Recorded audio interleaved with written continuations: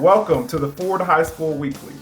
I am your host, Deion Imade, and as you can see, we may have to wait a little while for high school sports to come back, but we don't have to wait to talk about them. That way, when the games come back, we'll be ready for them. A little later, we'll talk to my friend Chris Sackett from WEOKIE Kick for Cash, and right now, we'll talk to my man, Coach Bill Blankenship, the head coach of the Owasso Rams, this year's 6A Division I state champion. We wanted you to be our first guest. A lot of people want to hear what you have to say. You wrote an interesting article earlier last week last week and the week before about the pandemic and everything going on. But before we get started, I kind of want to, get a nice icebreaker, let the audience get to know you a little bit, something that I like to call the pregame, okay? So I'll ask you a couple of questions. You tell me what you prefer on the different topics that I'll present to you, okay? First one, let's start. Keep it on sports. Would you rather go to the Super Bowl or the Masters? Oh, Super Tell me Bowl. why. Tell me why. A football guy, man. The golf intimidates me. I'd probably be sure I'd be saying something at the wrong time. So I'd lot rather watch the Masters from my couch. Nice. I think I would definitely want to go to a Super Bowl myself as well. Next question. I saw you on Facebook battling a snake in your garage. Kind of something that I was like, whoa. Right. Yeah. So my next question for you is, would you be more afraid to handle a big snake or a big spider, like a tarantula sort of thing? Oh, probably a big snake when it's all said and done, unless I know what kind it is for sure. I'm kind of an animal guy. I was a biology teacher, and so watched way too much Crocodile Hunter. So yeah. I could see that. I mean, you were handling, you grabbed the head. I was like, man, Coach, that's a little too much there. Coach, you give Coach Gundy a run for his money over there. Oh, he's just trying to keep up with me. That's what I thought. Next thing. So with this pandemic, a lot of people are getting a lot of use out of these streaming services. So I want to ask you, are you a Netflix guy or more of a Hulu subscriber yourself? No, Netflix. I'm still old enough. Haven't got into all the cut the cord type apps, but I'm trying to watch a lot of movies, and Angie and I like Netflix because we can kind of limit our exposure cost-wise. I'm not mad at that. Next thing, going to more of an exercise type of situation here. Would you rather run a mile or do 500 push-ups? Anything. Anything? I ain't running a mile. So whatever the other option be. So four laps around the track or 500 push-ups, and you're choosing the 500 push-ups? Whatever, man. Hey, now if you let me walk, that's fine. But these knees, these legs, they're not going to be much jogging or running going on.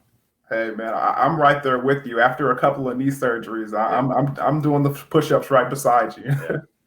All right. So next question, brand-wise, as far as clothing, I see me and you kind of in the situation that we are right now. We're all dressing the same. Okay. Right. So which are you preferring, Nikes or Adidas?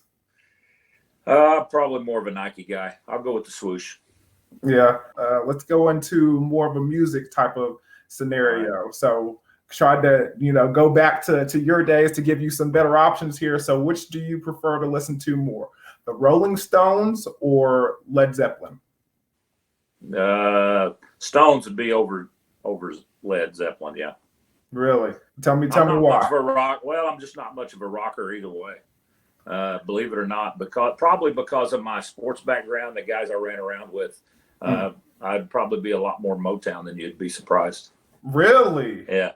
Okay. What? So that next question then. Right. What's the last concert you went to?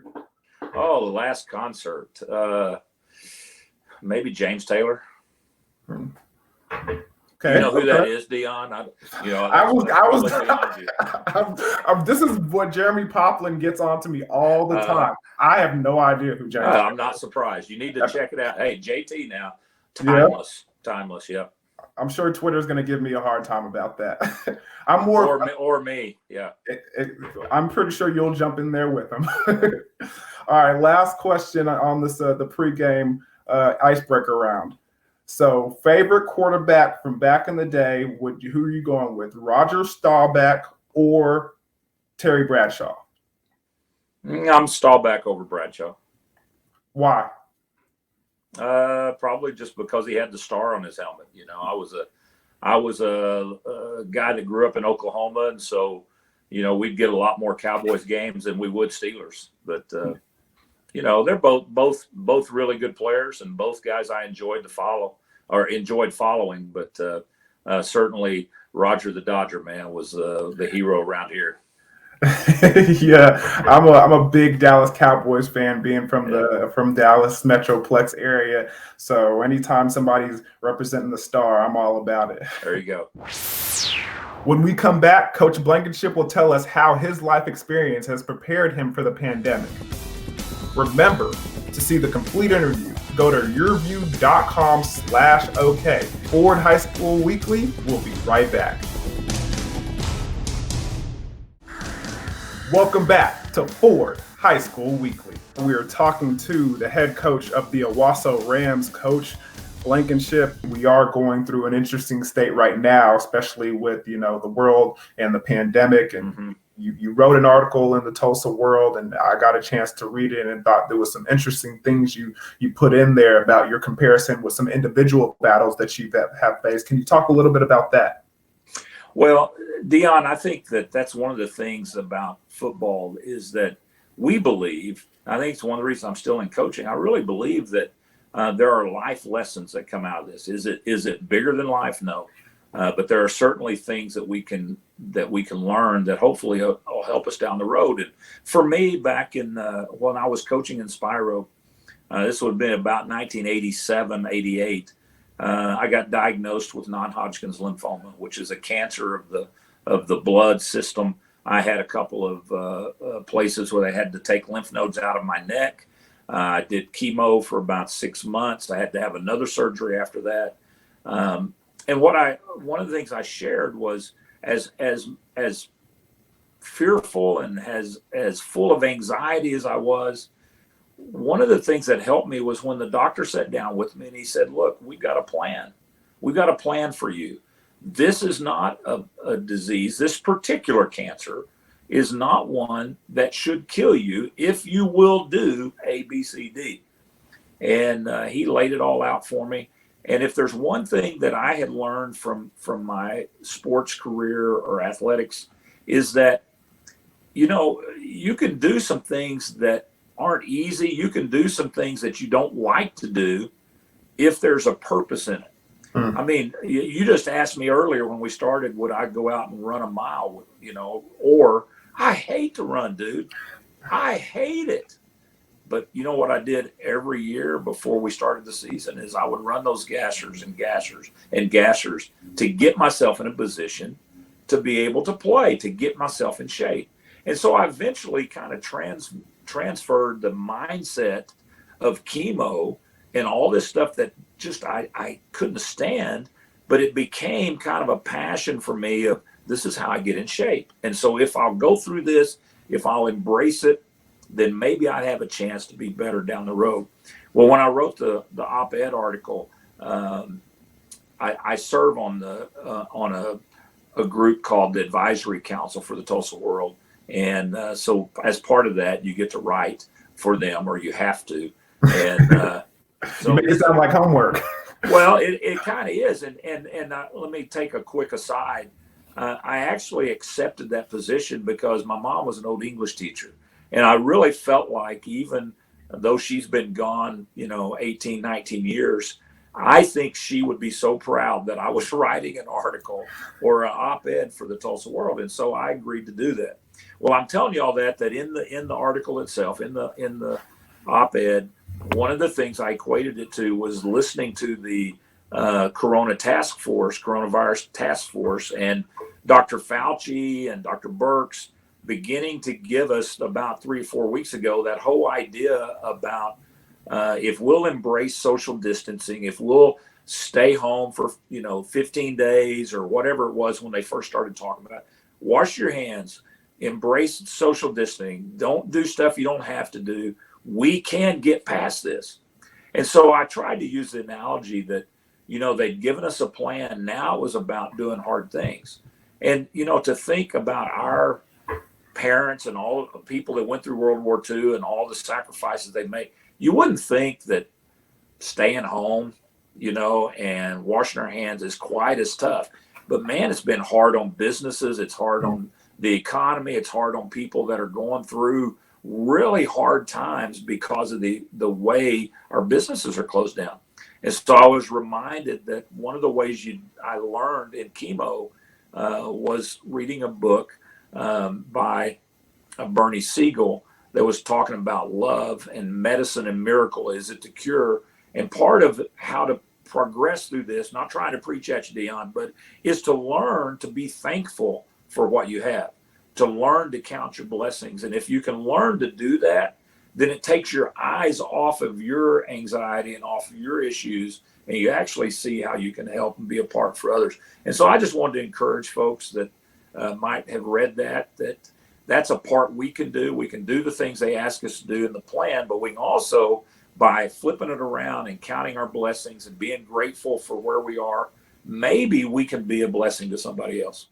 I mean, it kind of goes back to what you just talked about. I mean, if you think about the whole situation, instead of feeling, bad for yourself and trying to, make things harder for yourself, you think about the other guy, kind of like running those gashes. I remember in high school, right, after practice, 100-degree heat, coaches making you run. But if you think about the guy beside you, if you think about that offensive lineman on the other side and how bad he's feeling, because I'm weighing 185 pounds and he's weighing 265, exactly, and he's doing the same thing that I am. So the fact of the matter is, think about your fellow man, and it helps you get through it because you're not feeling bad about yourself, man. You're exactly right. And I would add one other thing, and keep the end in mind. When we're in winter conditioning, and we're going through, it's a long time till football season, man.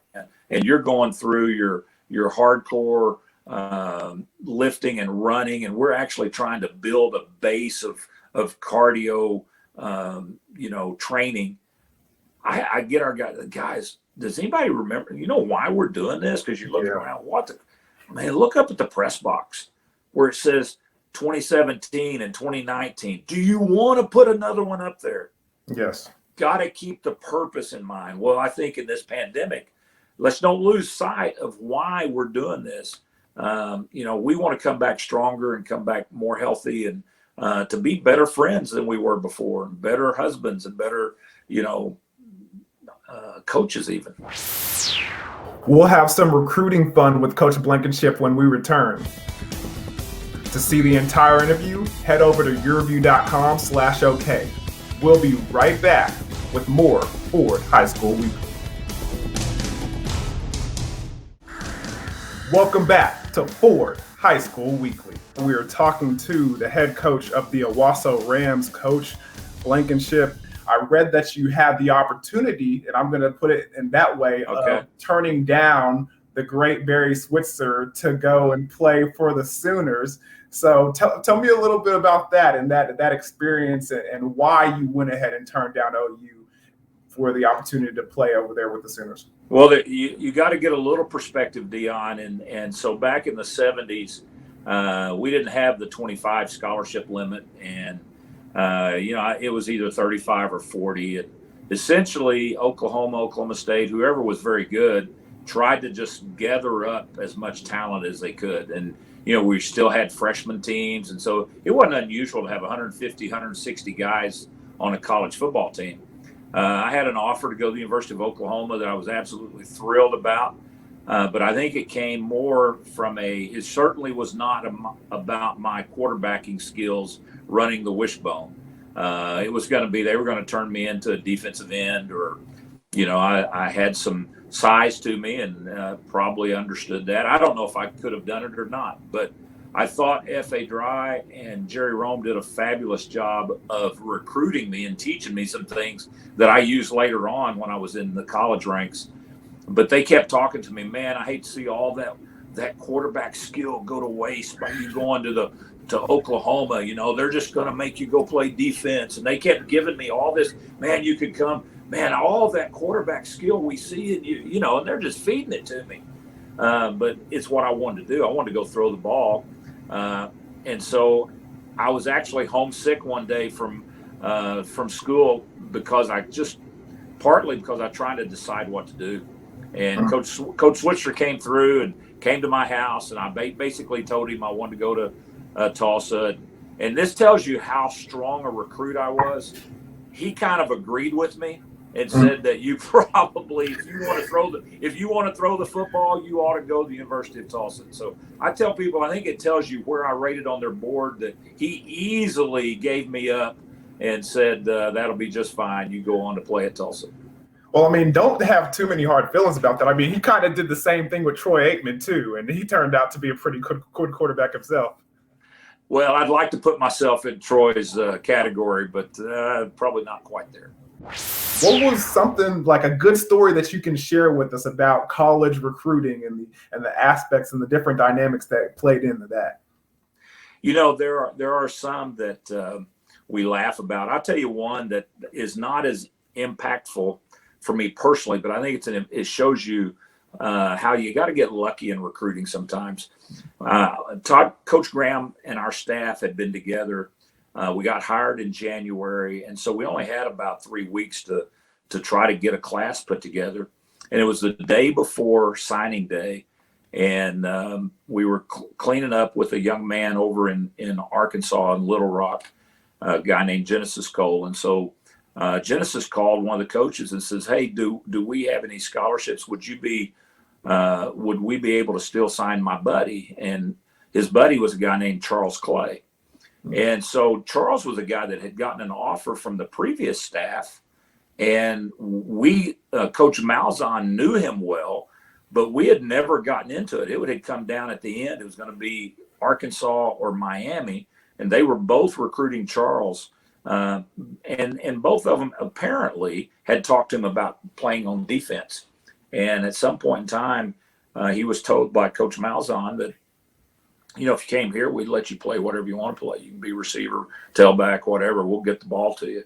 Literally the night before, he has his buddy call to see could we still sign him. And we actually faxed paperwork and all that kind of stuff. Didn't do much work. He'd never been here on an official visit, came on a junior day. And Charles Clay became an unbelievable player for us. And we were 4-year starters, still playing in the NFL. I got to be his position coach for 3 years, so I love that. So sometimes you just got to get lucky. Well, Coach, thank you so much for joining us. We appreciate it, and thank you so much for your time. Thanks, Deion. Appreciate what you do, and it's good to be part of this new project. And so we all need it, and so thanks for your part in leading it. After the break, we'll be kicking it with WEOKIE. Chris Sackett will be here. Be sure to check out YurView.com/OK for more Oklahoma sports content. You're watching Ford High School Weekly. Welcome back to Ford High School Weekly. I'm sitting here with my friend Chris Sackett from WEOKIE Credit Union. Chris, how's it going? Hey, it's going good, Deion. It's good to talk to you when we're not in a rush. Usually we're on the sideline. It's like, hurry up, we got to get this kick going. You know, it's good to kind of sit back and talk to the legend Deion a little bit. Yeah, they do give us a little bit of a tight window there with half times and all the band and the drill team and the dancers trying to perform. So we get in there. We've been pretty efficient from my standpoint. Amazing what we can do in 30 seconds. What's going on over there with the pandemic and everything? I mean, how are the situations in that aspect? Honestly, we've been super busy, and we've rolled out this new thing, this financial education thing that we're kind of excited about. You can do everything online. It's called Bonsai. It's kind of fun to say, and you can find it at a little plug here at WEOKIE.org. Look up financial education. It's under the Bonsai page, and you can do all kinds of financial calculators and all that kind of stuff. It's kind of cool. So we just rolled it out about 2 weeks ago. How long have we been doing the WEOKIE Kick for Cash? We started in the 2013 season, and so this coming up season will be 8 years, eight seasons, and man, it's been a blast. We've loved doing it. We love giving away a lot of money, so it's been a good time, Deion. Yeah, it's always fun to hand out those big checks to those kids and see their eyes go big time. That's pretty fun. I mean, as speaking of money, how much money have we given out so far? I mean, it feels like quite a bit. I had a feeling you were going to ask that. So I went back and looked through the receipts and calculations. We've given away $20,500, and $500 a time, a whack. That's a lot of money to a high school. It's a lot of money to me. So we love giving out the money, and $20,500. Was there been any big time memorable moments to you, in your opinion? Oh, this last season we had Sam Tignor, the kid from Deer Creek, who almost died earlier during two-a-days from a heat stroke, and we had him go out and kick, and it was a lot of fun giving him $500. And honestly, anytime there's a female kicker that makes it, that's always kind of a cool thing in my book. It's kind of like they show you, hey guys, you're not the only one that can kick a field goal. Us girls, we can do it too. So that's always a lot of fun. You guys are a great crew to work with, and man, I appreciate it. Well, we appreciate you, Chris, and we can't wait till this season where we see you out there again. All right, we'll see you guys out there. All right, thanks, Deion. I want to say thank you to the Owasso Rams head coach, Bill Blankenship, and Chris Sackett for joining us. Go to YurView.com/OK for complete interviews and more high school sports content. Thank you for watching Ford High School Weekly. I'm your man, Deion Imade.